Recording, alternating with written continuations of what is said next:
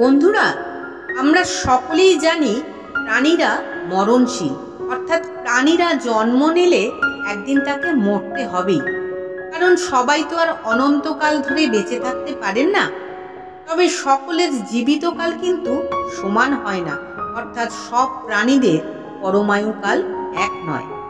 আজকের আমাদের এই ভিডিওতে হনামার বচনে আমরা জানব বিশেষ বিশেষ কিছু প্রাণীর পরমায়ুকাল, অর্থাৎ এইসব প্রাণীরা কত বছর বাঁচে।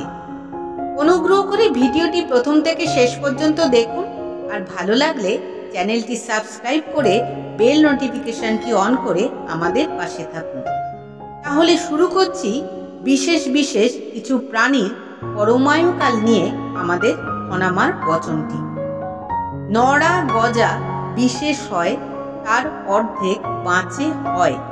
22 বলদা 13 ছাগলা, তার অর্ধ বড়া পাগলা।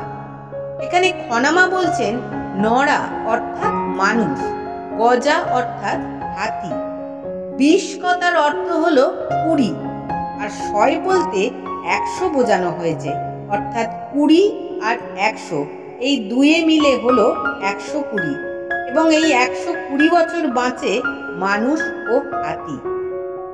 তার অর্ধেক বাঁচে হয়, তার অর্ধেক অর্থাৎ 120-র অর্ধেক হলো 60, অর্থাৎ 120 বছরের অর্ধেক হলো 60 বছর। আর হয় কথাটির অর্থ হলো ঘোড়া, অর্থাৎ ঘোড়ার আয়ুকাল বা পরমায়ুকাল হলো 60 বছর। 22 বলদা 13 ছাগলা, 22 বলদা অর্থাৎ গরু বা মোষ, এই গোষ্ঠীর প্রাণী বাঁচে 22 বছর। 13 ছাগলা অর্থাৎ ছাগলের পরমায়ু হলো 13 বছর। আর অর্ধ বড়া পাগলা, অর্থাৎ 13 বছরের অর্ধেক হলো 6.5, আমরা এখানে 6 বছরই ধরবো।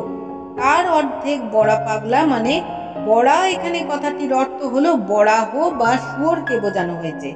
তাহলে শুয়োরের পরমায়ুকাল হচ্ছে 6 বছর। তাহলে বন্ধুরা, আজ এই পর্যন্ত। ভিডিওটি ভালো লাগলে লাইক করুন, শেয়ার করুন। সকলে ভালো থাকুন, আনন্দে থাকুন।